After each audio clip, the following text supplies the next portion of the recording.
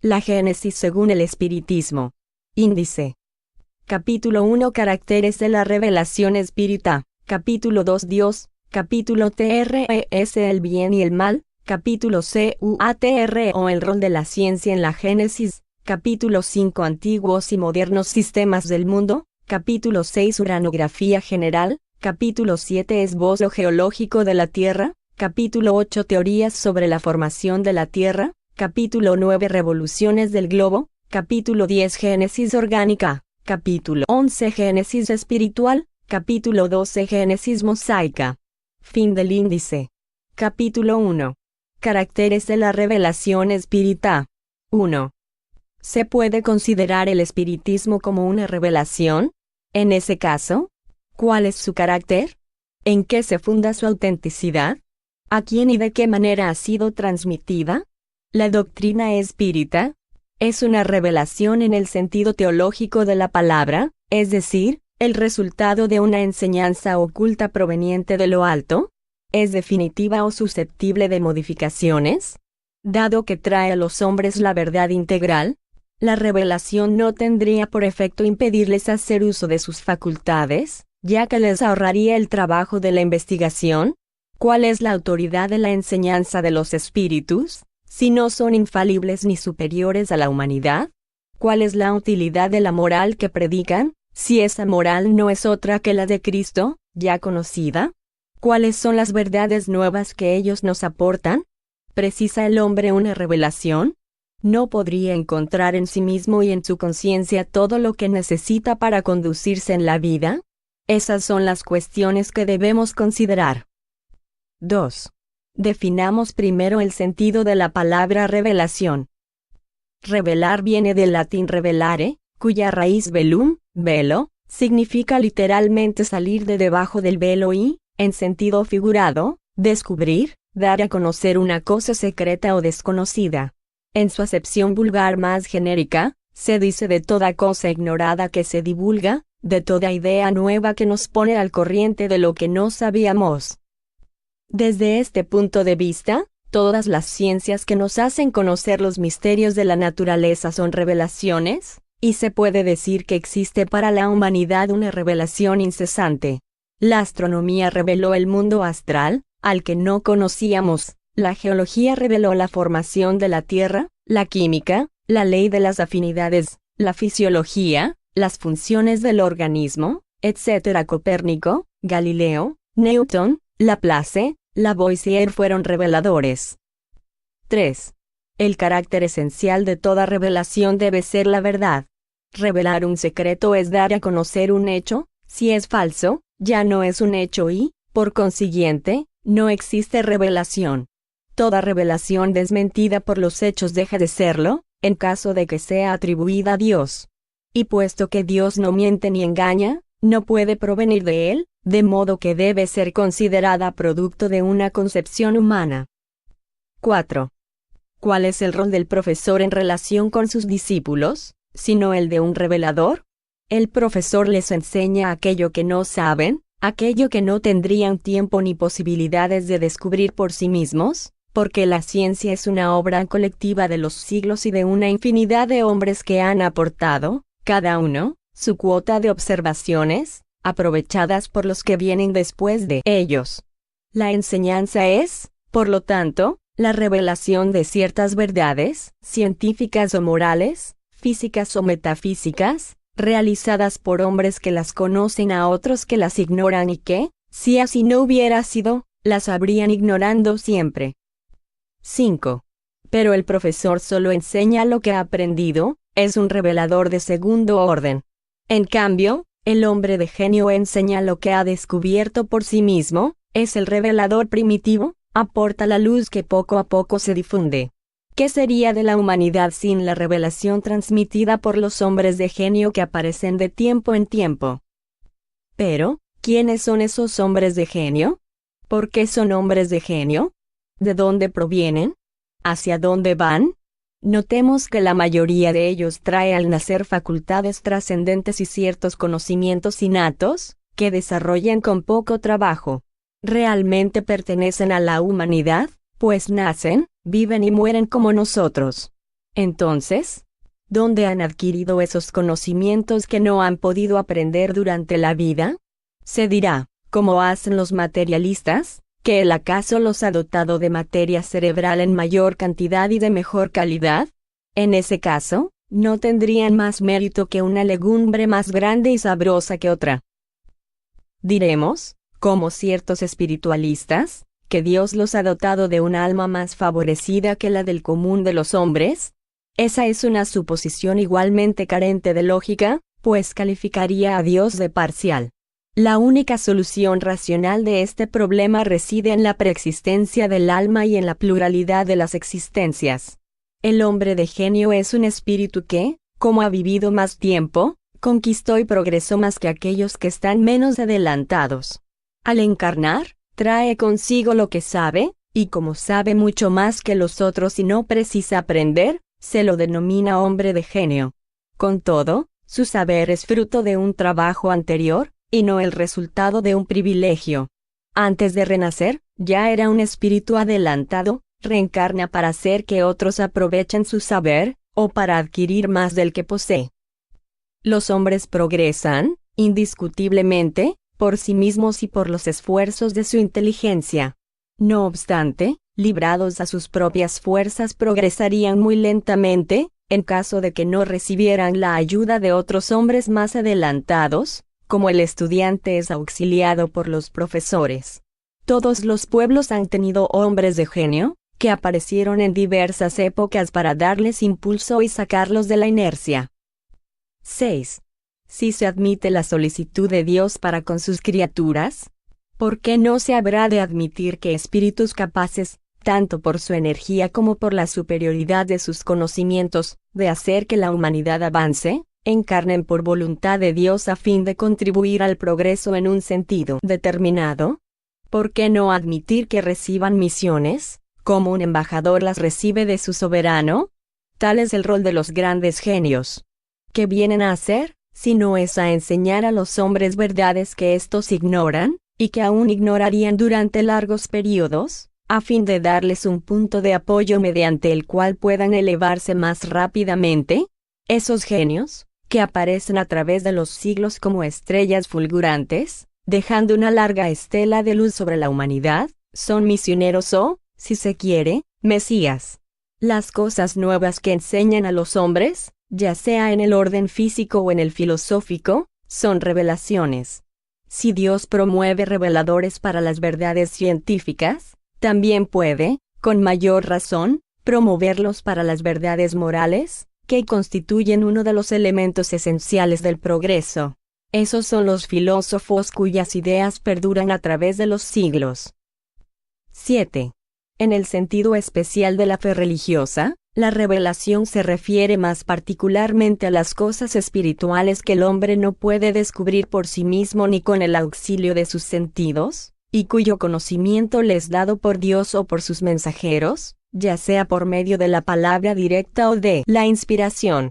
En este caso, siempre se la hace a hombres privilegiados, designados con el nombre de profetas o mesías, es decir, enviados o misioneros, que reciben la misión de transmitirla a los hombres.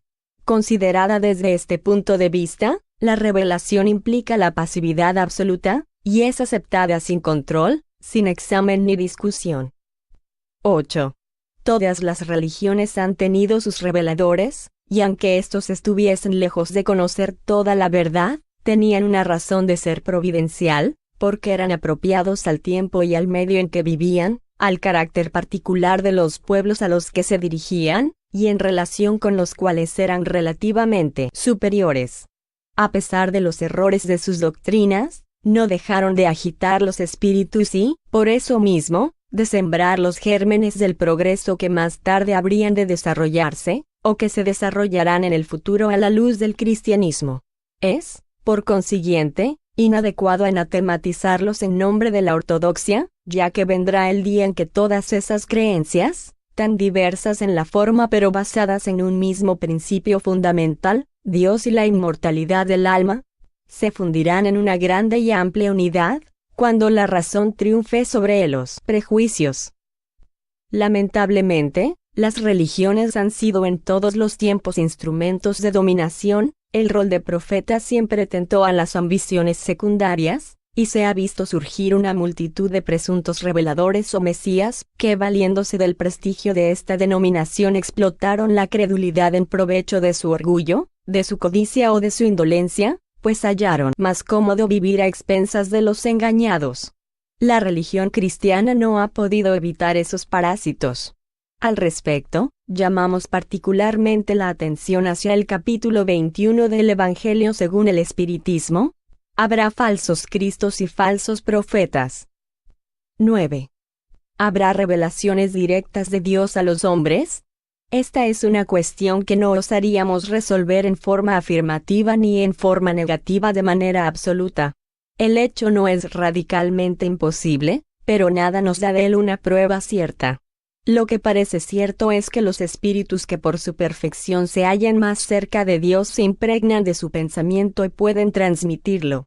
En cuanto a los reveladores encarnados, según el orden jerárquico al que pertenecen, así como al grado de saber personal al que llegaron, pueden extraer de sus propios conocimientos las instrucciones que imparten, o recibirlas de espíritus más elevados, incluso de los mensajeros directos de Dios, los cuales al hablar en nombre de éste, han sido en ocasiones tomados por el propio Dios. Las comunicaciones de este género nada tienen de extrañas para quien conoce los fenómenos espíritas y la manera mediante la cual se establecen las relaciones entre los encarnados y los desencarnados.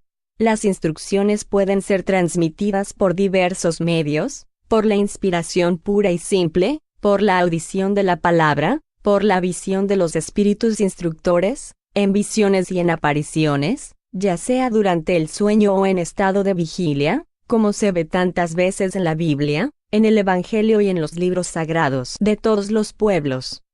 Es, pues, rigurosamente exacto decir que la mayoría de los reveladores son médiums inspirados, auditivos o videntes, lo que no significa que todos los médiums sean reveladores, y menos aún intermediarios directos de la divinidad o de sus mensajeros. 10. Solo los espíritus puros reciben la palabra de Dios con la misión de transmitirla. No obstante, hoy se sabe que no todos los espíritus son perfectos, y que existen algunos que se presentan bajo falsas apariencias, lo que llevó a San Juan a decir: no creáis en cualquier espíritu, ved antes si los espíritus son de Dios. Primera Epístola, 4:1. Puede haber, pues, revelaciones serias y verdaderas, como hay revelaciones apócrifas y mentirosas. El carácter esencial de la revelación divina es el de la eterna verdad. Toda revelación contaminada de errores o sujeta a modificaciones no puede emanar de Dios.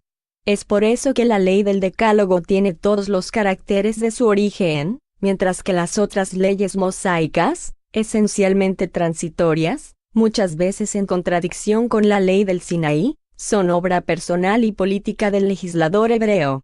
Con el ablandamiento de las costumbres del pueblo, esas leyes cayeron en desuso por sí mismas, mientras que el Decálogo permaneció siempre en pie como faro de la humanidad. Cristo hizo de él la base de su edificio, y abolió las otras leyes. Si éstas fuesen obra de Dios, las habría conservado intactas. Cristo y Moisés son los dos grandes reveladores que cambiaron la faz del mundo, y en eso está la prueba de su misión divina. Una obra puramente humana no habría tenido ese poder. 11.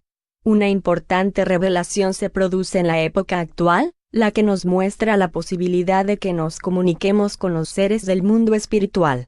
No cabe duda de que ese conocimiento no es nuevo, pero hasta ahora, en cierto modo, había permanecido como letra muerta, es decir, sin provecho para la humanidad.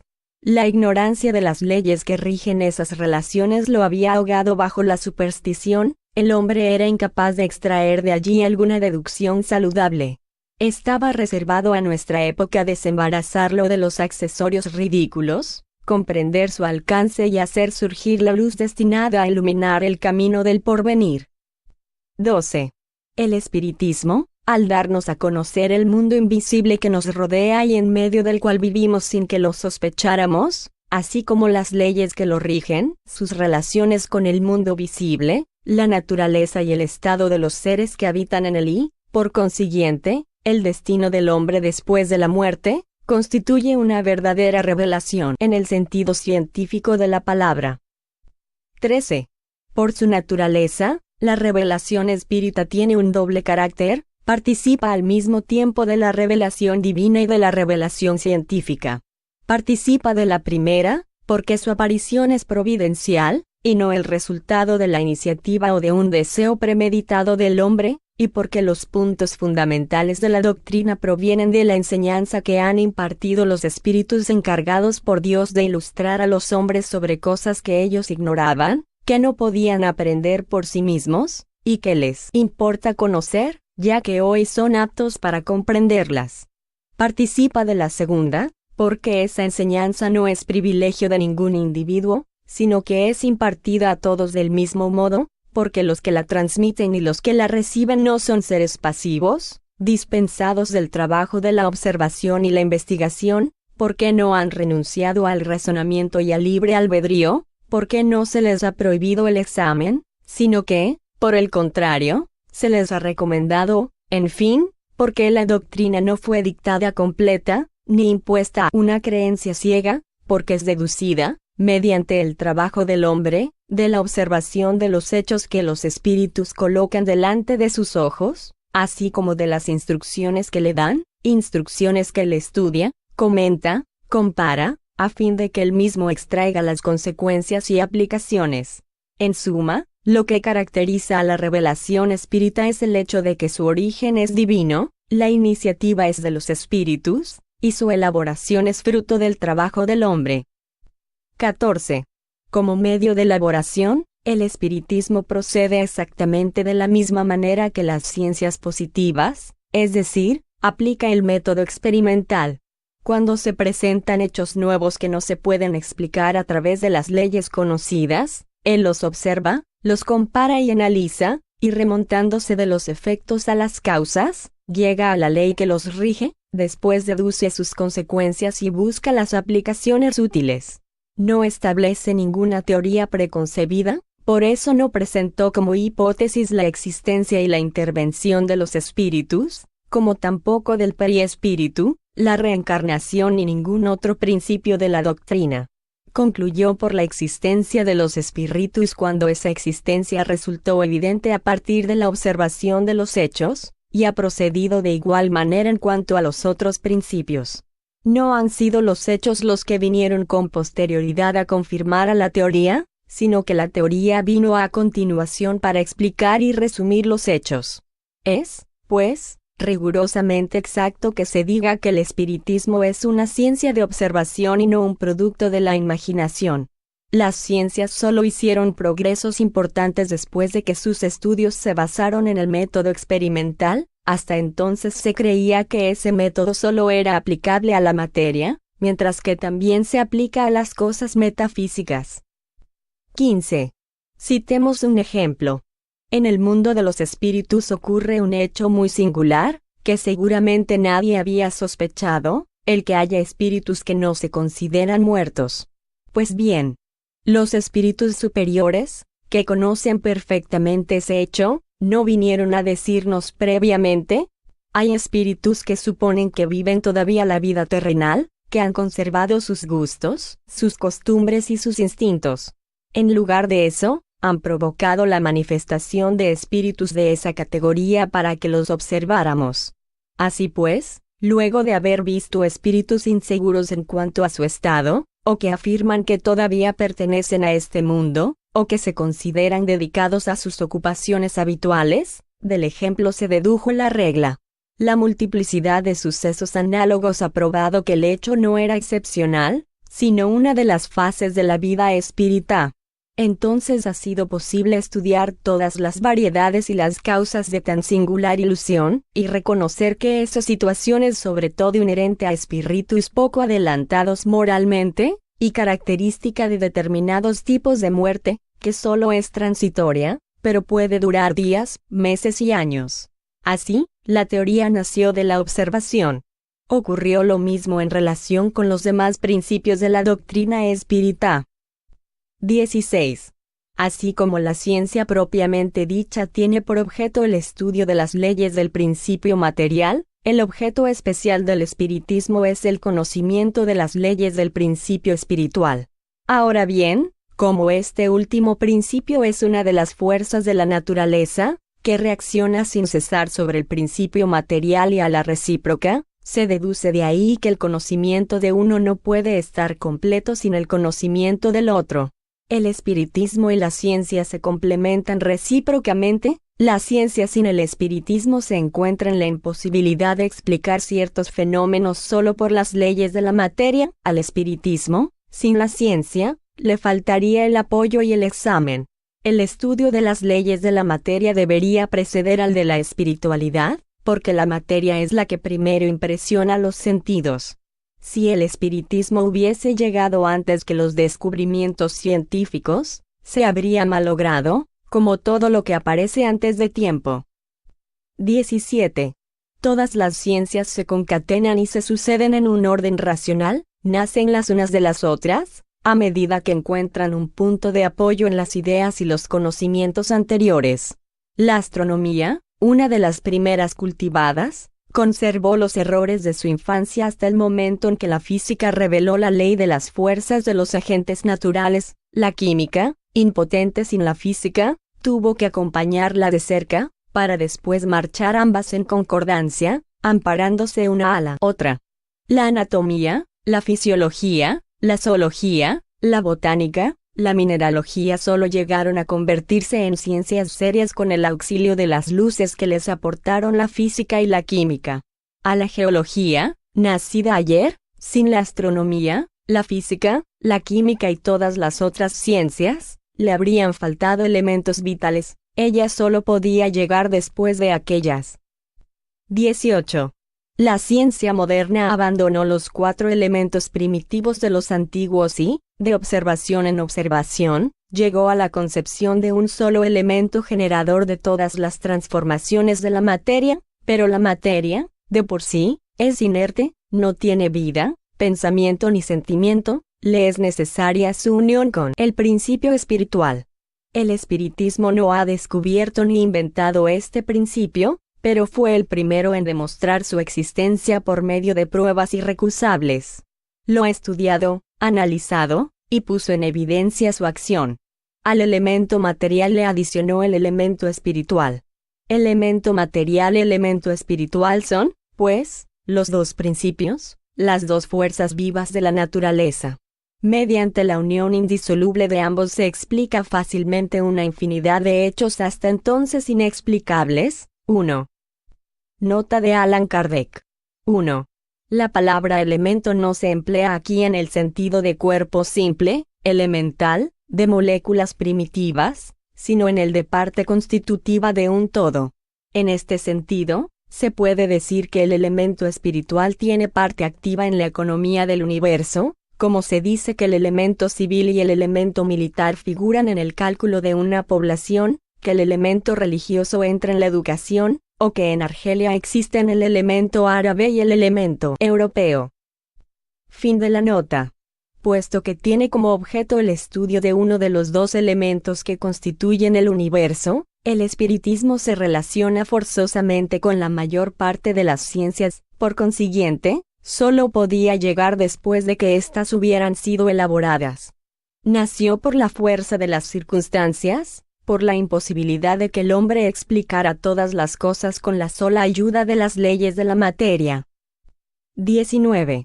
Acusan al espiritismo de parentesco con la magia y la hechicería, pero se omite que la astronomía tiene por hermana mayor a la astrología judiciaria, no tan lejana de nosotros, que la química es hija de la alquimia, de la que ningún hombre sensato osaría ocuparse hoy. Nadie niega, sin embargo, que en la astrología y en la alquimia estaba el germen de las verdades de las que salieron las ciencias actuales. A pesar de sus fórmulas ridículas, la alquimia orientó el descubrimiento de los cuerpos simples y de la ley de afinidades. La astrología se apoyaba en la posición y en el movimiento de los astros, a los cuales había estudiado, Pero como ignoraba las verdaderas leyes que rigen el mecanismo del universo, los astros eran para el vulgo seres misteriosos a los cuales la superstición atribuía una influencia moral y un sentido revelador. Cuando Galileo, Newton y Kepler dieron a conocer esas leyes, cuando el telescopio rasgó el velo y sumergió en las profundidades del espacio una mirada que algunos consideraron indiscreta, los planetas aparecieron como simples mundos semejantes al nuestro, y el andamiaje de lo maravilloso se desmoronó. Lo mismo sucede con el espiritismo en lo relativo a la magia y la hechicería, que se basaban también en la manifestación de los espíritus, como la astrología en el movimiento de los astros. No obstante, como aquellas ignoraban las leyes que rigen el mundo espiritual, mezclaban con esas relaciones creencias y prácticas ridículas, con las cuales el espiritismo moderno, fruto de la experiencia y de la observación, nada tiene que ver. Por cierto, la distancia que separa al espiritismo de la magia y la hechicería es mayor que la que existe entre la astronomía y la astrología, o entre la química y la alquimia. Pretender confundirlos es demostrar que nada se sabe al respecto. 20. El simple hecho de que el hombre pueda comunicarse con los seres del mundo espiritual trae consecuencias incalculables de la mayor gravedad. Es un mundo nuevo el que se nos revela, y que tiene tanta más importancia cuanto que a él habrán de regresar todos los hombres, sin excepción.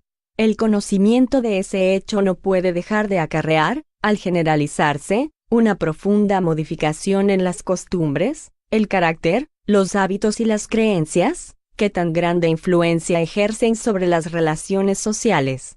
Es una revolución total la que se opera en las ideas, revolución tanto mayor y más poderosa cuanto que no está circunscripta a un pueblo ni a una casta, visto que alcanza simultáneamente, por el corazón, a todas las clases, a todas las nacionalidades y a todos los cultos. Razón existe, pues, para que el espiritismo sea considerado la tercera de las grandes revelaciones. Veamos en qué difieren esas revelaciones, y cuál es el vínculo que las relaciona entre sí.